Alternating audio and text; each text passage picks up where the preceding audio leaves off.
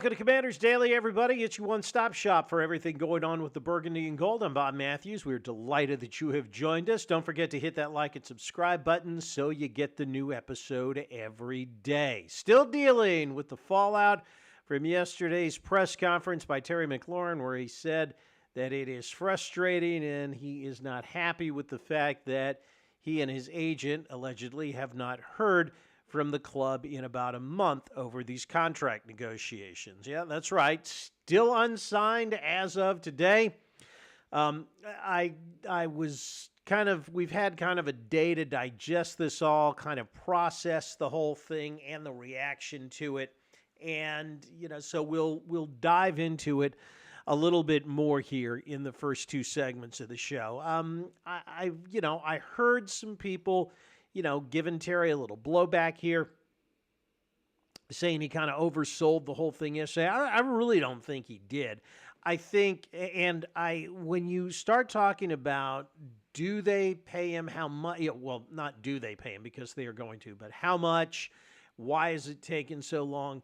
I really do think in this case, it has to be more than just the numbers.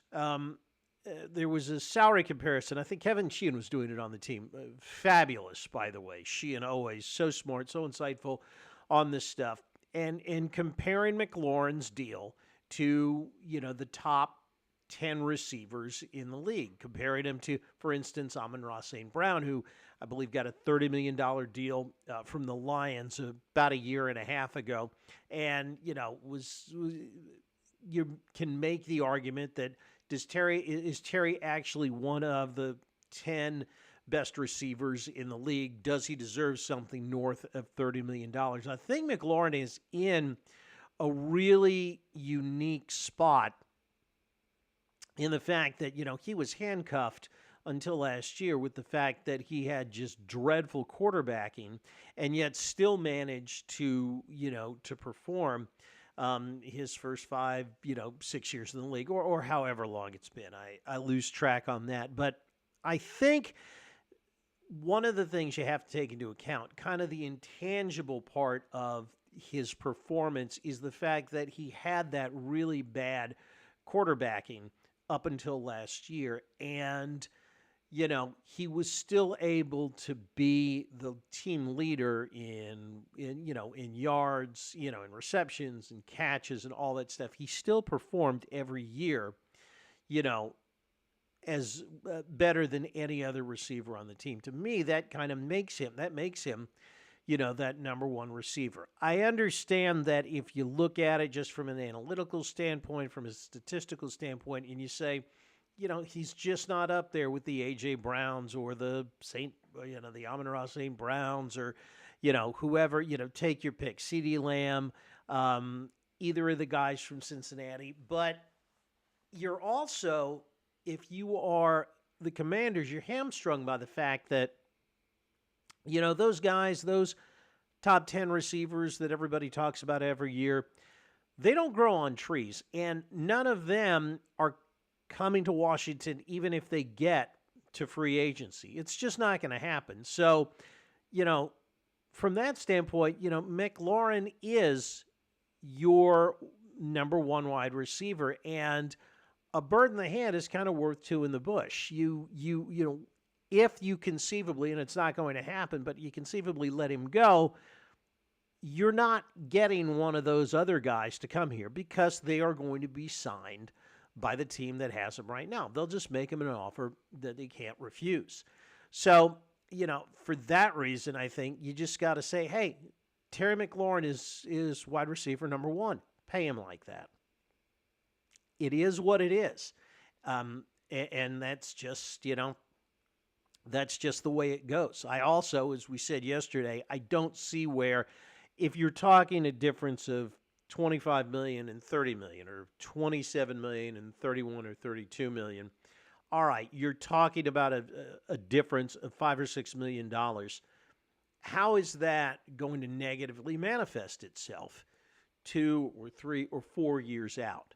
You're going to front load this contract anyways, so that fourth year really doesn't mean a whole lot. Most of the guaranteed money isn't going to be there. So if we're talking a difference of a few $1,000,000, how is that few $1,000,000 going to affect what you can or can't do, say in 4 years or in 3 years?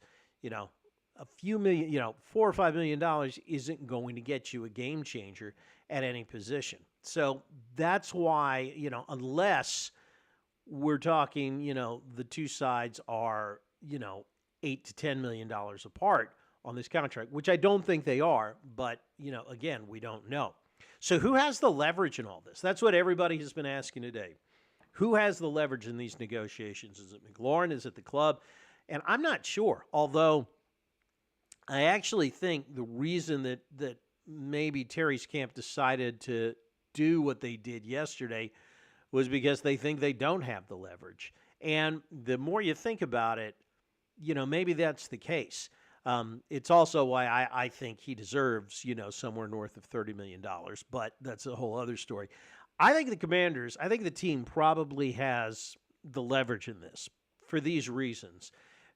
Unless Terry McLaurin's going to come out and publicly demand a trade, which he's A, not going to do, and B, it would be an exercise of futility because you're not going to get anything for him.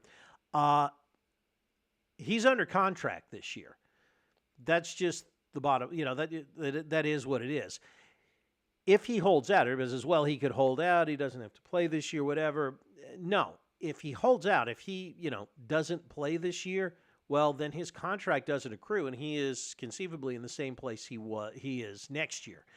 I think the club also has the advantage because if they really do want to play hardball, now making Terry play on this final year of a deal, and risking his health, if he gets hurt, how does that affect him in the offseason negotiating would be a lousy thing to do. But, if the club wants to, it can make Terry play on this deal this year, and the front office could franchise him the next 2 years. Next year would probably bump that salary up to $30 or $31 million, and the year after that, $36 million. And if they wanted to be really cutthroat about it, they could say, by that point, now you're talking he's 32, 33 years old.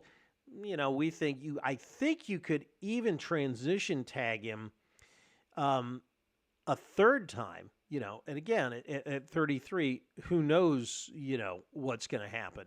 So from that point of view, I think the club probably has the advantage here. But again, a very, very bad look if they don't get something done and do something to take care of a guy that has performed at a high level, has done everything the organization, once a dysfunctional organization, ever asked him to do, has done it with class and shows up every day and never misses a snap. So I still think that it's going to get done. I think it is going to get done. I still think, because I've said it before, I'm still going to roll with it gets done before veterans report next week. But I also won't be surprised if there is some sort of a holdout at the start of training camp. Now, there's one good piece of news that came out yesterday and was pretty much buried with, the contract talk, and that's that Art Monk is going to have his number 81 retired later on this year in the fall. It's going to be the first time. It's going to be the game. It's the November 2nd game. And I believe that is against the Denver Broncos, if I am correct. It's either the Broncos or Seattle. You know what? Check your schedules and you'll see. The important thing is it's the first game where they're wearing the Super Bowl era jerseys. So I thought that was a very, very nice touch, the fact that they are doing it when the club is wearing the old Redskins jerseys from the 80s. And well-deserved by a guy who it took way too long to get into the Hall of Fame. Finally, I don't know if you knew this, but Terry McLaurin's not the only player that's unsigned going into training camp. Rookies report in just one day. Yep, they report on Friday. And second-round pick Trey Amos is still unsigned. Hopefully that gets resolved quickly. Again, it can wait until the veterans get there, but for a rookie, not much longer than that. Remember, Amos is a guy they are hoping and counting on to start in the defensive backfield this year. Look for Trey Amos to be signing a contract here sometime in the next couple of days. All right, that's going to do it for us. Don't forget, hit the like and subscribe button. We appreciate it. Drop a comment in the comment section if you'd like. And remember, like the wise man once said, if you're out on your bike tonight, as always, do wear white.